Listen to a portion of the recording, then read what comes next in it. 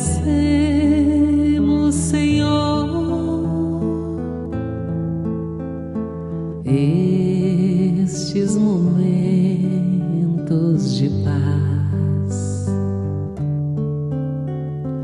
que te sentimos aqui em vibrações fraternais na estrada da vida. Conduz-nos ao bem, na alegria ou na dor. Seja o amor nossa bandeira de luz, amado Mestre Jesus.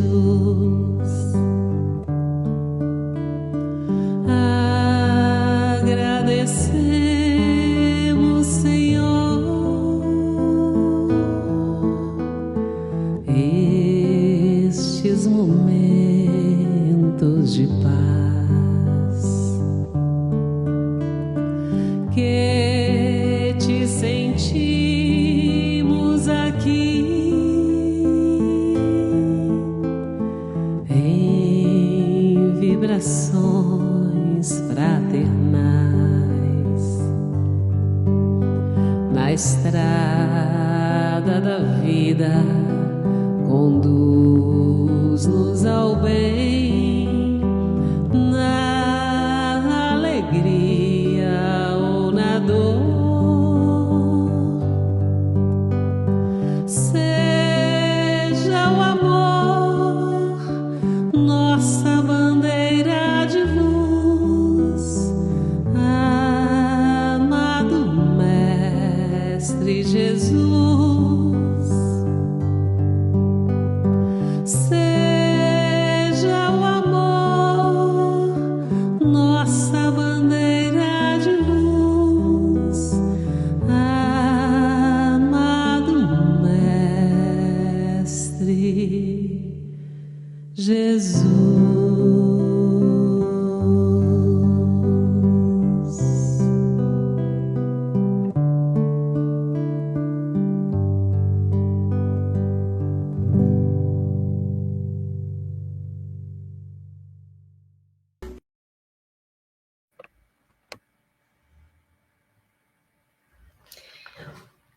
Boa noite a todos. É um grande prazer estar aqui. Agradeço a presença de todos, que possamos ter uma noite de muita luz, de muita paz, sob as bênçãos e a proteção de Jesus. Então, vamos começar o nosso estudo da noite com um ensinamento que eu vou ler agora do livro Caminho, Verdade e Vida, capítulo 21, que nos diz o seguinte: caminhos retos. Então, esse ensinamento, ele está em João, capítulo 21, versículo 6, que diz o seguinte: e ele lhes disse: lançai a rede para a banda direita do barco e achareis. Emmanuel, então, nos traz uma belíssima interpretação dessa passagem. A vida deveria constituir, por parte de todos nós, rigorosa observância dos sagrados interesses de Deus. Frequentemente, porém, a criatura busca sobrepor-se aos desígnios divinos. Estabelece-se, então, o desequilíbrio, porque ninguém enganará a divina lei, e o homem sofre compulsoriamente na tarefa de reparação.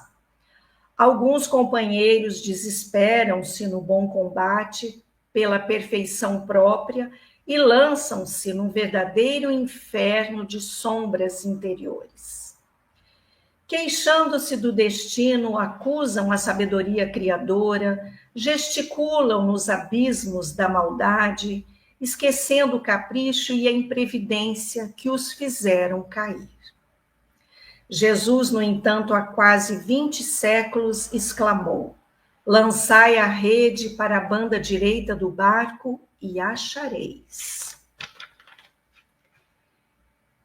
Figuradamente, o espírito humano é um pescador dos valores evolutivos na escola regeneradora da Terra. A posição de cada qual é o barco. Em cada novo dia, o homem se levanta com a sua rede de interesses. Estaremos lançando a nossa rede para a banda direita? Fundam-se nossos pensamentos e atos sobre a verdadeira justiça? Convém consultar a vida interior em esforço diário, porque o Cristo, nesse ensinamento, recomendava, de modo geral, aos seus discípulos: dedicai vossa atenção aos caminhos retos e achareis o necessário. Após essa belíssima lição, essa lição maravilhosa, vamos então fazer a nossa prece inicial para iniciarmos o estudo da noite. Querido Mestre Jesus, elevamos o nosso pensamento a Ti, primeiramente, em profundo agradecimento por todas as bênçãos, por toda a luz, por todo o amparo que sempre nos dedica. Obrigada, Senhor, por aqui estarmos esta noite reunidos em torno dos Teus ensinamentos. Que possamos, Pai, cada um de nós, conectarmos o nosso coração ao seu coração e assim bebermos da fonte da sabedoria que Jesus nos trouxe há mais de 2000 anos. E esta fonte está sempre jorrando. Basta, Senhor, que nós estejamos dispostos a beber desta água que realmente, Senhor, mata verdadeiramente a nossa sede, que vem nos trazer, Senhor, o conforto da alma, o verdadeiro conforto. E assim, Pai, em Teu nome, iniciamos o nosso estudo desta noite, na certeza de que o Teu amor e a Tua paz está e estará sempre conosco. Então, meus irmãos, após esse belo ensinamento, que vem totalmente de encontro ao estudo da noite, hoje nós vamos falar sobre as doenças da alma à luz do Espiritismo, à luz da doutrina espírita. Então, convém, já começando o nosso estudo, que a gente consiga entender, que nós consigamos entender um pouquinho melhor o que vem a ser transtorno, distúrbio, doença. Então, transtorno, distúrbio e doença, eles estão diretamente ligados aos termos mental, psíquico, psiquiátrico, ou seja, a pessoa está acometida de um transtorno mental, ou de um distúrbio mental, ou de uma doença mental, ou um transtorno psíquico, ou um transtorno psiquiátrico. E essas nomenclaturas, elas vêm descrever essa normalidade, esse sofrimento e esse comprometimento de ordem psicológica ou mental, porque o transtorno, distúrbio mental, psiquiátrico ou psíquico é justamente o comprometimento da ordem psicológica ou da ordem mental. Então, os transtornos mentais, eles são um campo, devem ser um campo de investigação interdisciplinar. Por quê? Porque envolvem áreas da psicologia, da filosofia, da psiquiatria e da neurologia. A psicologia na busca do autoconhecimento. A filosofia nos levando a essa busca constante do sentido da vida, buscarmos o sentido da vida. Através do autoconhecimento, nós vamos encontrar o sentido da vida. A psiquiatria deve estar presente, porque em alguns casos desse distúrbio, quando é muito grave, há necessidade, sim, do uso de medicamentos, e a neurologia na busca da investigação, né, de todo o campo do cérebro e etc. Então, esses transtornos mentais, eles devem ser tratados nessas áreas interdisciplinares, que conversem entre si.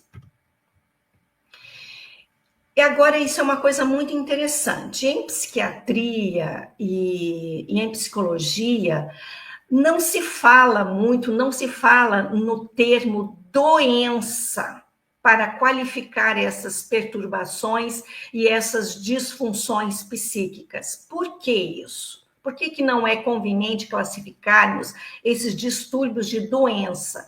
Porque poucos quadros clínicos mentais apresentam todas as características de uma doença no sentido exato do termo. Às vezes a pessoa vai no consultório médico e ela diz: ai, doutor, eu estou sentindo uma... Boa noite, Roberto, muito obrigada pela sua presença, fica com Deus, um beijo no seu coração, meu amigo.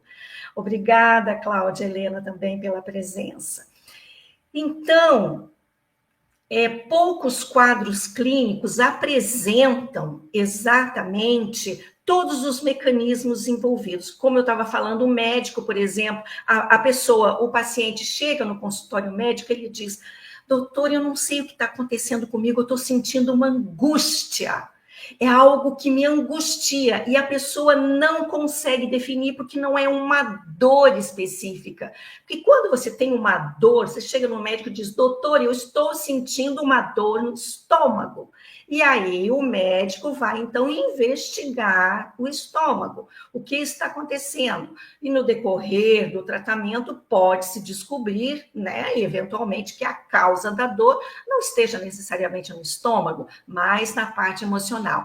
Então, por isso que não é uma doença, porque não é algo que se consegue definir os transtornos psíquicos e emocionais. Eles trazem, de uma forma geral, uma angústia, um medo, um pânico, que não está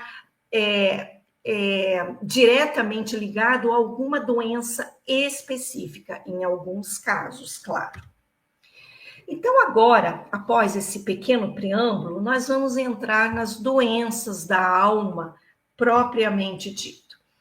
Então, as dores da alma, eles são sofrimentos internos, que muitas vezes eles são invisíveis aos olhos do mundo. Há uma música da Maria Bethânia que eu gosto muito, eu não lembro o nome da música, mas essa estrofe, ela é perfeita, porque ela diz o seguinte: cada um sabe a dor e a delícia de ser o que é. E isso é uma grande verdade. Então, tem determinadas dores que não são visíveis aos olhos do mundo.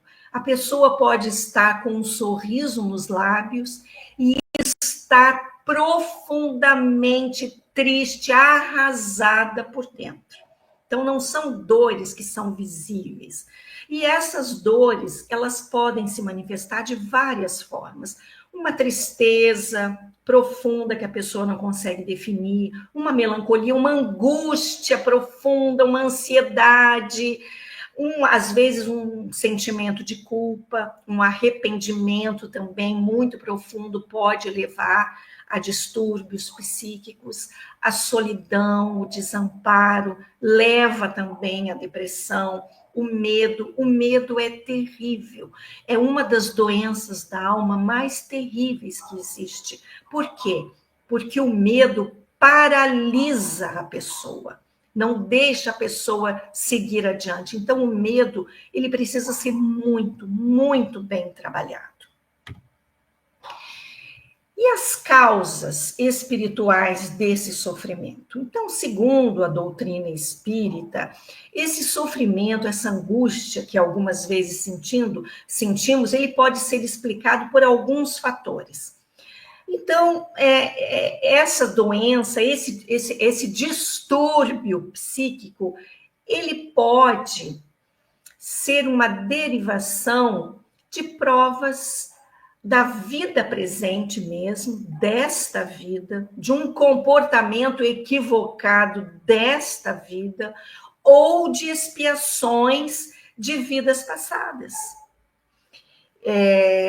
Que trazem, mas vejam bem, é muito importante nós colocarmos aqui que a dor, o sofrimento, ele sempre, o Deus permite que a dor e o sofrimento venham por um motivo especial. E qual é esse motivo? Acordarmos para aquele caminho equivocado que no momento estamos trilhando. Então, Deus permite que muitas vezes esses problemas, esses distúrbios nos acometam para que possamos acordar para o verdadeiro sentido da vida, como eu disse no início. Então, a causa pode estar na vida presente, sim, pelo uso inadequado do nosso livre-arbítrio, assim como pode estar também em causas de vidas passadas. Pode também ser derivado de uma influência espiritual. Aqui, no entanto, eu vou abrir um parênteses. Segundo a Sueli Caldas-Schubert e o próprio Divaldo Pereira Franco, dificilmente um estado patológico de depressão, de ansiedade, eles iniciam devido a uma influência espiritual. Porém, a influência espiritual no decorrer do processo, ela se instala. E por que ela se instala? Porque nós convivemos, está lá no Livro dos Espíritos, com uma multidão de testemunhas. E essas testemunhas, muitas vezes, são testemunhas dos nossos equívocos do passado também. Então, eles se aproveitam da nossa fragilidade emocional e intensificam o quadro. Então, nem sempre, isso é muito importante nós deixarmos claros. Claro, nem sempre uma depressão, por exemplo, uma ansiedade, ela acontece devido a uma influência espiritual. Porém, a influência espiritual quase sempre se instala no decorrer do processo. E o nosso livre-arbítrio também é um grande fator de desequilíbrio. Eu diria que é o maior deles. Por quê? Porque o que aconteceu no passado, ficou no passado. Deus, por que Deus nos deu uma nova oportunidade? Porque a partir desse novo começo, através de um pensamento renovado, através de atitudes equilibradas, possamos nos reequilibrar. Então, Deus não nos coloca numa nova encarnação para sofrermos. Não, Deus não quer isso. Deus quer que nós reparemos os nossos equívocos do passado. E Ele sempre, sempre nos oferecerá o primeiro caminho através do amor. Esse será sempre o caminho, através do amor. Porém, muitas vezes, através da nossa rebeldia, da nossa teimosia, acabamos escolhendo o caminho da dor. Então, o livre-arbítrio também é um dos fatores que nos levam aos desequilíbrios emocionais. E hoje, nós também temos um fator agravante, e esse fator é muito agravante, que é a influência das redes sociais. Por que as redes sociais têm uma influência preponderante hoje? Porque ela leva, muitas vezes, o indivíduo na direção da desagregação da personalidade. Basta ver que nós entramos lá nos Instagrams da vida, a gente só vê gente feliz. Nós só vemos pessoas felizes, realizadas, bonitas, bem vestidas. Parece que todo mundo é bem-sucedido. Aí você olha aquilo e você diz, meu Deus, só eu que sou infeliz, eu não tenho sorte. Por que eu não tenho dinheiro, não tenho beleza? Por que eu não consigo arrumar um casamento? Olha quanta gente casada, bonita, feliz. E, na realidade, essa felicidade que as redes sociais nos trazem, é uma felicidade ilusória. Mas muitas vezes não nos apercebemos disso. O Rossando Klinger, que é um palestrante espírita e é psicólogo, e eu gosto muito dele, ele diz que se uma pessoa ficar meia hora, 40 minutos no Instagram vendo aquelas imagens, ela já sai dali deprimida. Então vejam só a importância de ficarmos atentos a essa questão. Por isso que eu fiz questão de colocar também esse fator da influência das redes sociais na nossa vida como um fator de desagregação da personalidade. E nessa conjuntura, os mais afetados, infelizmente, são os jovens, os que mais permanecem nas redes sociais. E hoje nós estamos vendo que a depressão, a ansiedade está cometendo assim os jovens de uma forma assustadora, inclusive levando esses mesmos jovens ao suicídio, o que é uma realidade muito triste. Então, nós vamos ver agora uma conceituação um pouquinho mais profunda dos transtornos de ansiedade. Segundo Holloway, que é um famoso psicólogo americano, vive-se hoje a era da ansiedade. A ansiedade hoje é um problema de saúde pública. Então, é um problema gravíssimo. E justamente a complexidade dessa vida moderna, do relacionamento entre as pessoas hoje tão conturbados, pela pressão, pela perda de valores, pela desestrutura da família, está levando cada vez mais pessoas a este quadro de ansiedade.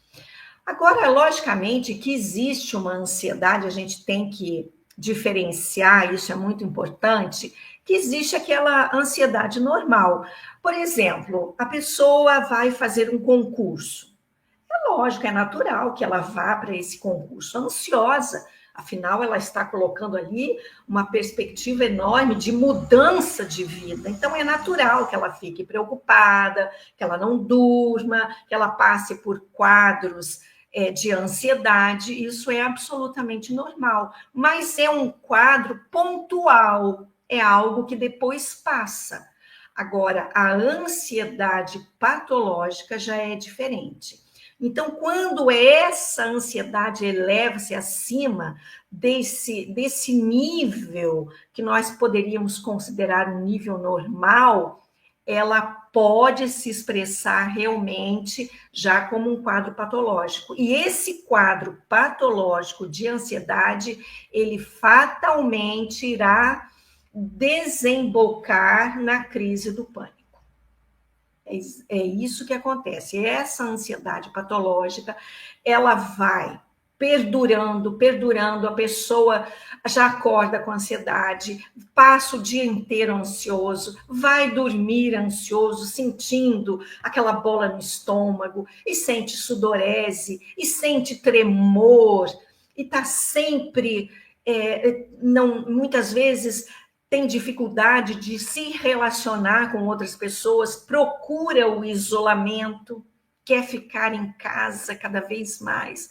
Aí temos que acender a luzinha amarela, com certeza, e correr em busca de ajuda.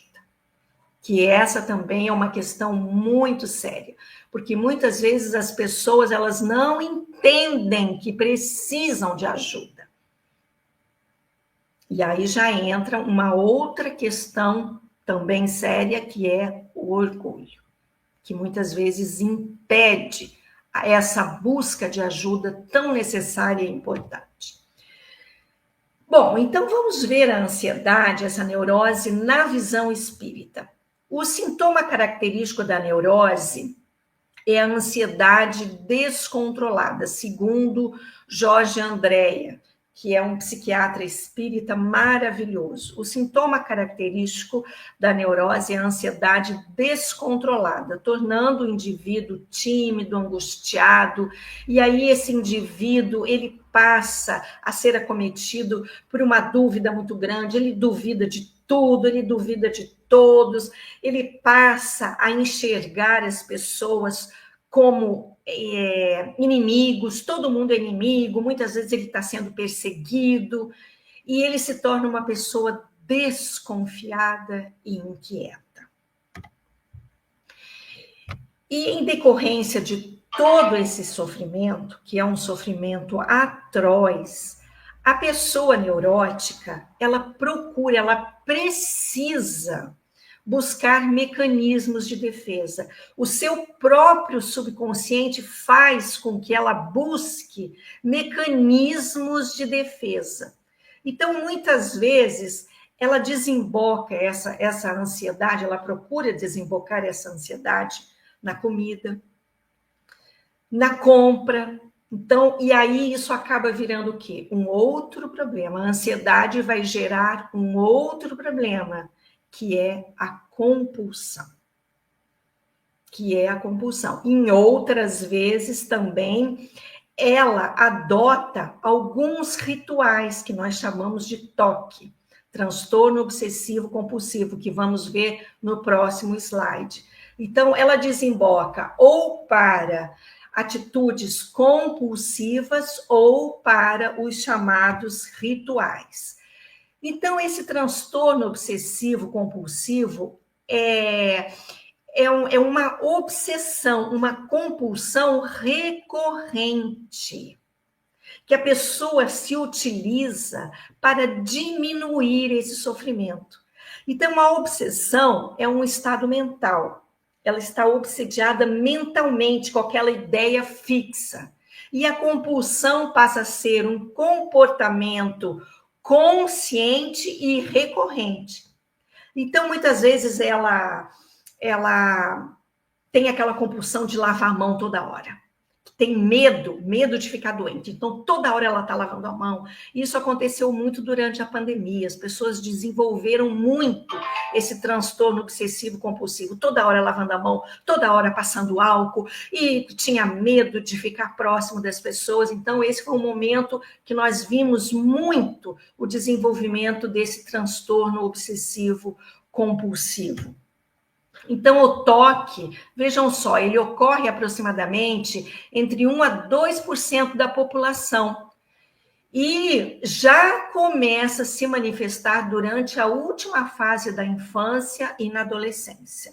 Hoje nós já vemos adolescentes, jovens, com transtorno compulsivo obsessivo, alguns roendo a unha, outros puxando o cabelo, crianças, jovens que se arranham, mas ele faz isso para aliviar a dor. Ele busca aliviar a dor, uma dor que ele não consegue identificar. E muitas vezes não consegue explicitar essa dor. Ele não consegue explicar, não consegue colocar para fora. Então, alguns dos atos compulsivos mais comuns, conferir, guardar, lavar, medir, isso acontece em grande número das pessoas com transtorno obsessivo compulsivo. Vamos ver, então, o transtorno obsessivo compulsivo na visão espírita. Hoje é sabido para todos nós, e isso para a maioria das pessoas, mesmo que não façam parte da doutrina espírita, que nós vivemos em um planeta onde ainda predomina o sofrimento. E este planeta, ele é um lugar que Deus nos envia espíritos ainda em desenvolvimento para expiarmos as nossas faltas, para nos reequilibrarmos diante das leis divinas e da nossa própria consciência. Ora, Se estamos, neste momento, em um planeta de provas e expiações, é natural que aqui estejamos experienciando as dificuldades. Dificuldades estas que têm por objetivo nos colocar novamente no caminho do reequilíbrio.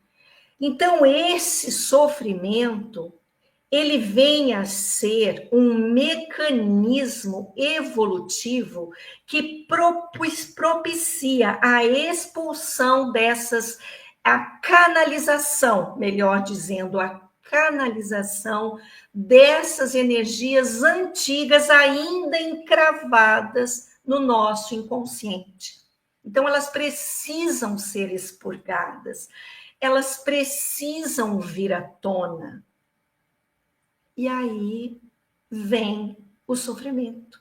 É um deságue de energias, digamos assim, ainda encravadas no nosso subconsciente.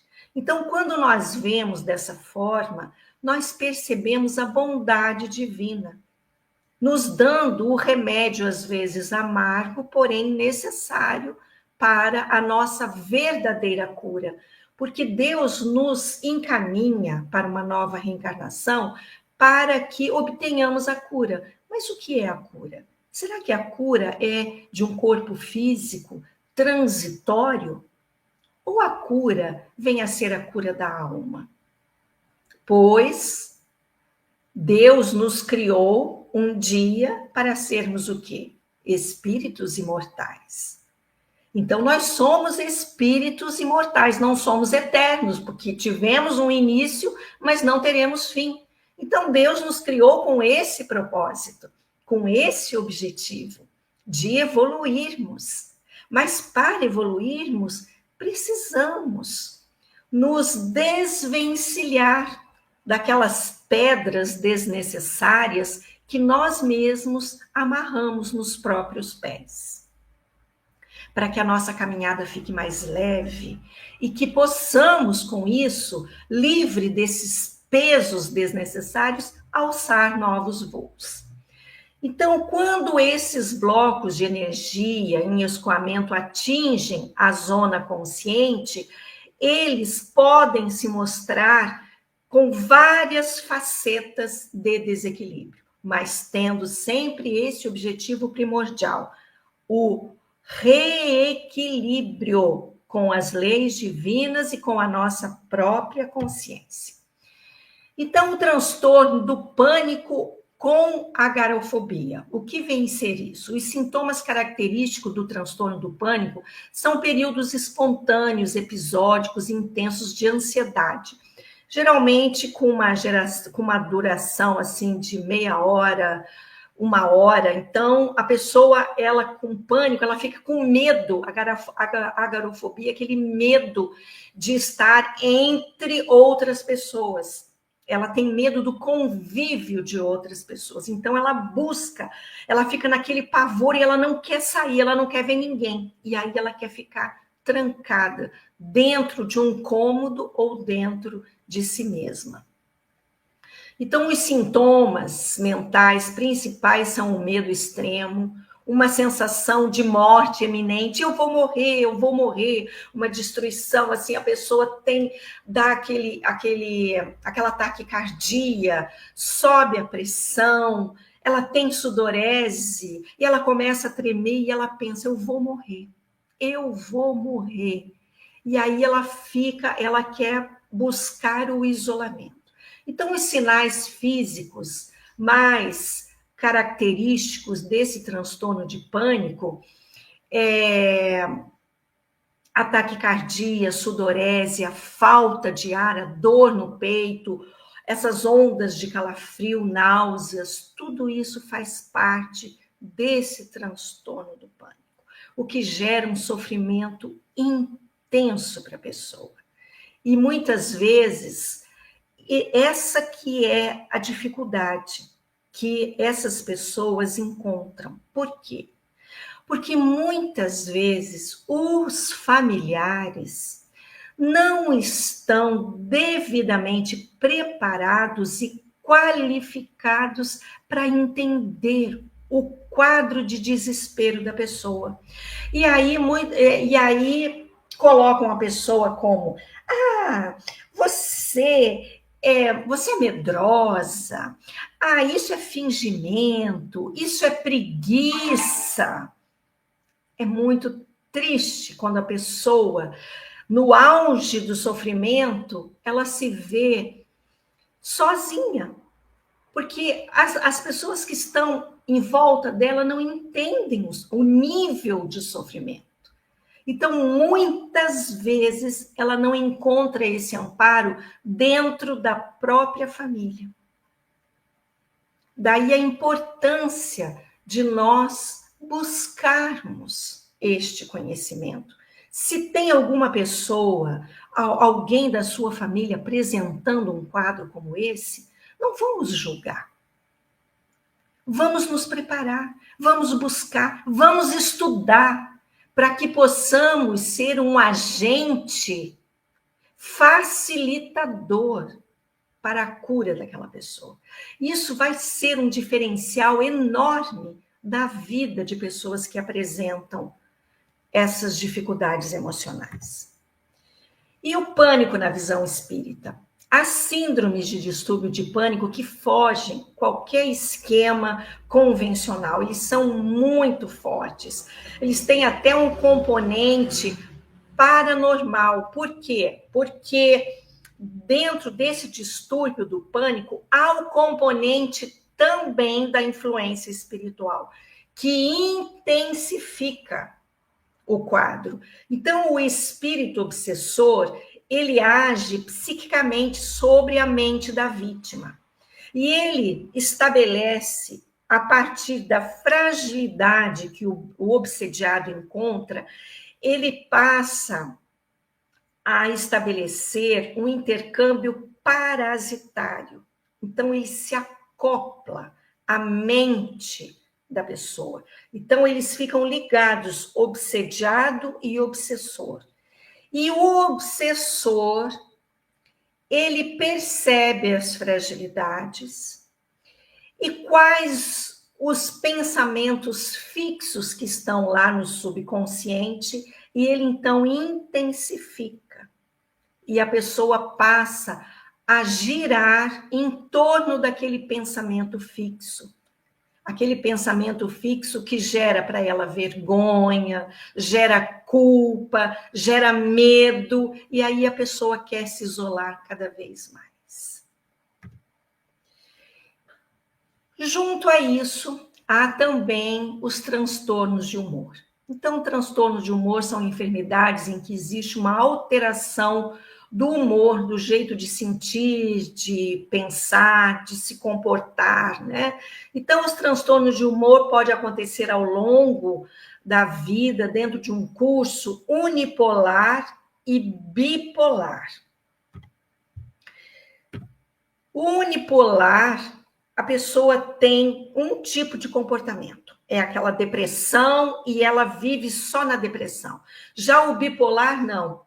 Ela caminha entre dois extremos. Ora, ela está profundamente triste, ora, ela vai para uma alegria, mas uma alegria extremada, uma alegria que não é normal, uma alegria compulsiva também. Então, ela transita entre esses dois extremos, de uma tristeza profunda e de uma alegria patológica também. E a depressão na visão espírita? As pessoas deprimidas apresentam um quadro de sofrimento intenso, caracterizado, via de regra, pela insatisfação. Então, é um espírito que ele reencarna já infeliz consigo mesmo. Ele traz isso de outras vidas, de coisas que ele não conseguiu, de frustrações que ele traz com ele, que não foram trabalhadas. Então, é aquele espírito caracterizado pela insatisfação, ou seja, ele não aceita a si mesmo.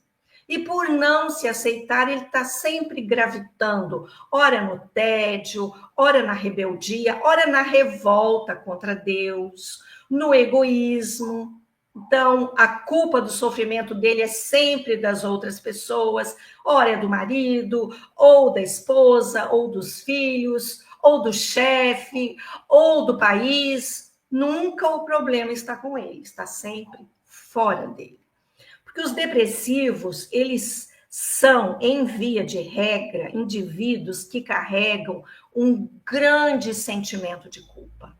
E esse sentimento de culpa, ele passa a gerenciar, digamos assim, o seu consciente, as suas ações conscientes. Então, como ele tem esse sentimento profundo de culpa, ele tem uma necessidade de autopunição. Então, ele não se sente feliz e muitas vezes não quer se dar o direito de ser feliz. Eu li uma história, certa vez, de um médico que era muito amigo do Chico Xavier. E ele, então, ele era um psicólogo, era um psiquiatra. Certo dia ele chegou no seu consultório e se deparou com um mendigo que estava deitado na porta do seu consultório, todo sujo. Ele ficou consternado, pegou aquela pessoa, levou para dentro do seu consultório, lavou a pessoa, deu roupas novas, deu comida, deu até um dinheiro e então pediu que ele, pudesse tomar o seu caminho, cuidar da sua vida. No dia seguinte, ele chega no consultório e está lá ele de novo. Ele dá banho novamente, coloca roupa, tudo que ele fez no dia anterior, ele fez nesse dia. No outro dia, quando ele chega, se depara novamente com o mendigo com as roupas sujas. E aí ele ficou muito chateado, foi conversar com o Chico, falou, Chico, está acontecendo um problema assim. Tem um mendigo que está todo dia lá na porta do meu consultório. Eu já levei ele para dentro, eu troquei de roupa, eu dei comida, dei até dinheiro para ele, mas ele volta a ficar deitado no meu consultório com aquelas roupas sujas e rasgadas. Aí o Chico falou para ele, olha, meu filho, você faça tudo o que você puder para esse irmão, mas não tenha grandes expectativas, porque ele traz um sentimento de culpa tão profundo que nesta vida ele não se permitirá ser algo além do que um mendigo. Então, há casos como esse, que às vezes a pessoa tem um sentimento de culpa tão profundo que ela passa uma encarnação inteira sofrendo porque somente ela, não se dá e não se dará o direito de ser feliz até que todo esse desequilíbrio possa ser verdadeiramente desaguado e trabalhado. Então, a causa profunda desses sofrimentos íntimos, muitas vezes, não está na situação atual, nas conjunturas do meio ambiente, da família, não, na questão da saúde ou doença, embora isso sejam fatores importantes. Mas a Sueli Caldas-Schubert, no livro Transtornos Mentais, ela fala que esses transtornos, a causa principal está no espírito. Ela coloca aqui espírito fraco. Mas o espírito fraco nós podemos traduzir para aquele espírito ainda profundamente despreparado emocionalmente. Um espírito ainda infantil, que ainda gravita nos seus conflitos, nas suas imperfeições, e isso trazendo, consequentemente, esses estados de tristeza, de angústia, de ansiedade. Então, a causa de todo o nosso sofrimento, ela está em nosso próprio espírito. o que muitas vezes é difícil de admitirmos e de reconhecermos. Dentro desse estudo, eu não poderia deixar de trazer os transtornos mentais na infância. Eu que trabalho na evangelização lá no Flora, nós temos visto crianças já trazendo problemas sérios emocionais. Então, são quadros muito dolorosos vermos crianças já trazendo comprometimentos mentais e emocionais.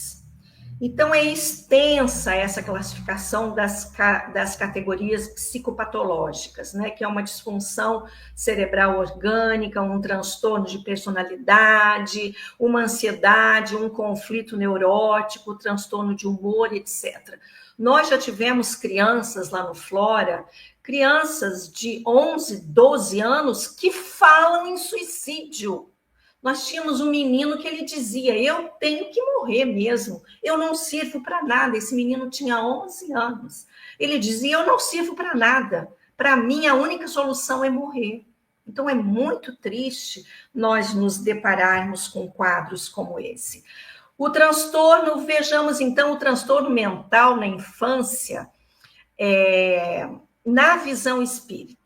Diante de situações extremamente aflitivas, normalmente os pais, logicamente, claro, angustiados, isso é profundamente normal, eles perguntam, mas por quê? Por que Deus permite que isso aconteça com uma criança? Às vezes, bebezinho, recém-nascido, que não consegue dormir, já em função de influências espirituais. Então, ao enfocarmos esse tema, nós temos que entender que a criança é um espírito reencarnado. Ela é uma criança na sua concepção física, mas é um espírito que já traz uma história pregressa. É uma criança que traz já conflitos e dificuldades, e tem também os seus inimigos do passado. Então, onde houver a dor, a perda, o sofrimento, nós precisamos compreender que estamos diante de ações que foram semeadas por nós mesmos. Os sofrimentos que passamos, as angústias que passamos, nada mais significa do que a colheita de que um dia semeamos. Então, se eu semear maçã, eu vou colher maçã, mas se eu semear espinheiros, fatalmente irei colher espinheiros. Porém, como a lei soberana do universo é o amor, Deus sempre utilizará o amor para nos auxiliar. Então, a obsessão na infância, que obsessão do latim significa obsessione, que é uma impertinência, uma perseguição, uma vexação, é uma preocupação com determinada ideia que domina doentiamente o espírito, aquela ideia fixa, que muitas vezes crianças já trazem. Então, os processos obsessivos podem acontecer também na fase infantil. E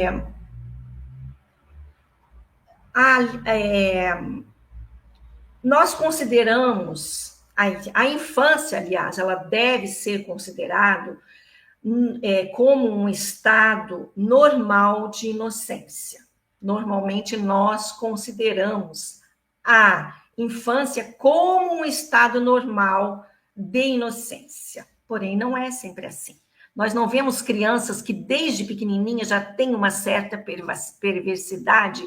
A criança tem um prazer em matar os bichinhos, ela tem prazer em pegar flor assim e esmagar a flor, tirar a flor, jogar fora. Então, o espírito já começa a mostrar desde pequenininho as tendências que ele traz.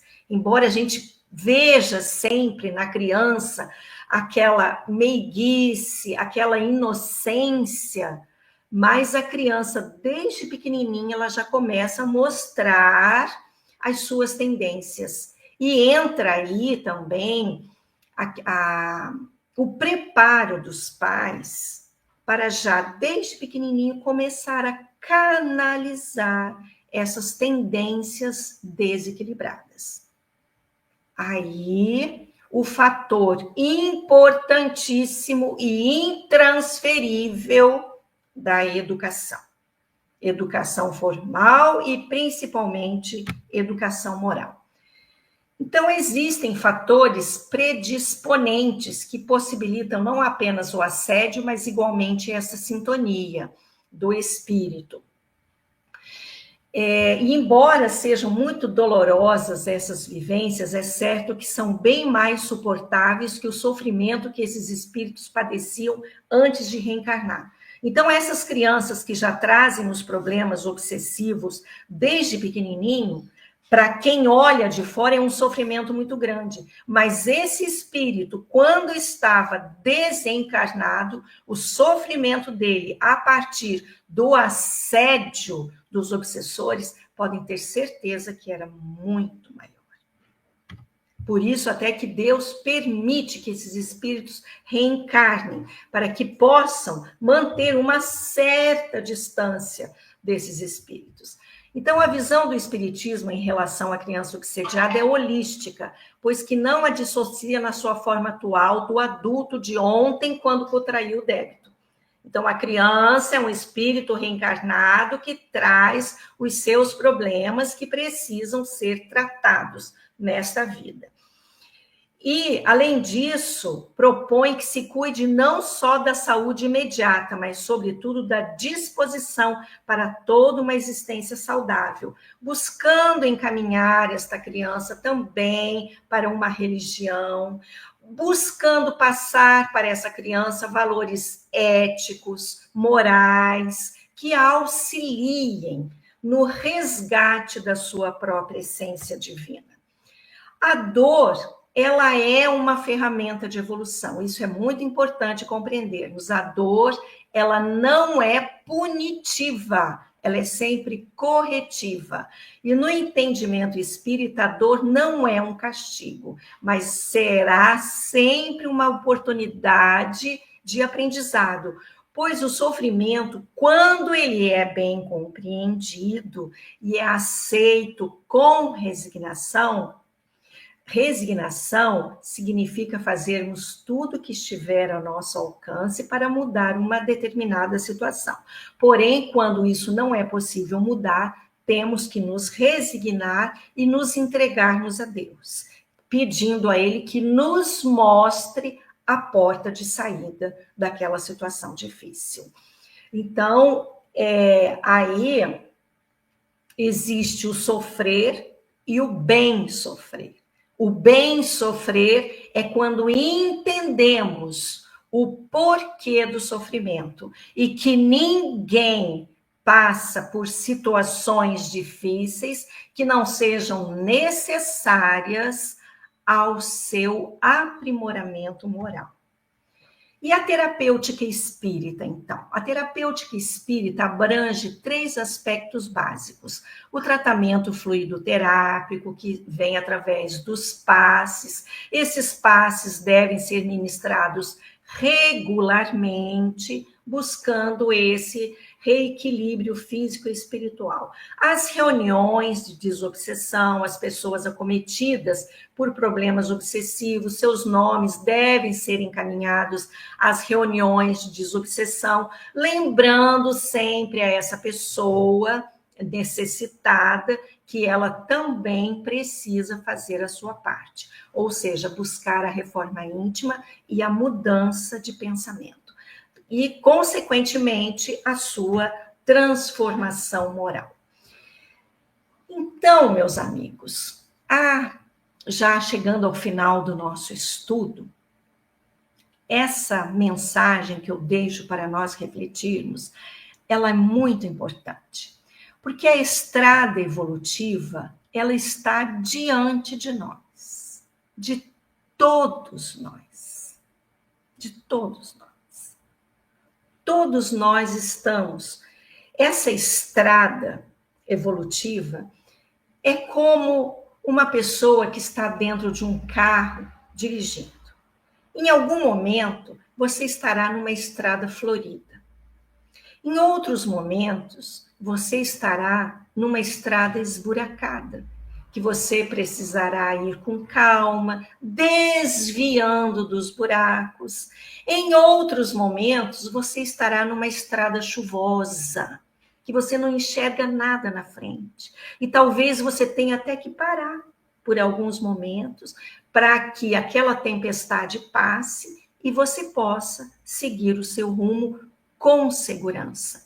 Em alguns momentos, você estará em estradas com buracos tão grandes que você pode atolar. E nesse momento, você não vai conseguir sair dali sozinho. Você vai precisar buscar ajuda. Então, a nossa vida é assim. Transitamos por todas essas estradas. E isso significa dizer o quê? Que a vida é impermanência. E a sabedoria da vida é compreender e aceitar esta impermanência. Ora, nós estaremos aqui em cima, ora, nós estaremos lá embaixo, ora, nós estaremos estabilizados. E assim é a vida de todos nós, buscando sempre, com certeza, o autoconhecimento através de todas essas condições que a vida nos oferecerá. Então, a estrada evolutiva está diante de nós, oferecendo-nos perspectivas de paz, amor e felicidade. O Cristo está sempre nos convidando. Eu sou o caminho. Através dele, alcançaremos a verdade e ela nos libertará para a vida maior. Então, meus irmãos, agora nós vamos fazer uma prece para encerrarmos o nosso estudo desta noite. Espero ter contribuído para compreendermos o que significam essas doenças da alma e o que elas vêm contribuir para o nosso crescimento e a nossa evolução. Porque todos, absolutamente todos nós, fomos criados para atingirmos o cume da montanha. A montanha evolutiva, o cume dessa montanha. Todos nós chegaremos ao cume. Vamos, então, elevar o nosso pensamento a Deus nesse momento, agradecendo ao Pai por este aprendizado, Senhor, que o Cristo nos deixou e sempre nos ajuda a relembrar, através de um livro, de uma palavra, de uma palestra, de um amigo. Ele está sempre nos convidando a buscarmos o caminho reto, o caminho certo, a atravessarmos muitas vezes a porta estreita, porém essa porta estreita, nós não atravessaremos essa porta estreita sozinha. Deus estará sempre nos estendendo a sua mão. E que esta luz, esta paz e essa harmonia nesse momento seja derramado a todos aqueles que estão nos assistindo. Que a tua paz, Senhor, chegue ao lar de todos os nossos irmãos, levando a luz, a compreensão, o entendimento e a serenidade. Fiquem com Deus, meus queridos irmãos. Obrigada pela companhia desta noite. Certamente teremos mais oportunidade de estarmos juntos. Que a luz do Mestre Jesus ilumine a cada um, dando a força, a coragem, o ânimo, porque todos nós trazemos em nós essa essência divina, que nos possibilita vencermos qualquer obstáculo. Um beijo no coração de todos. Fiquem com Deus.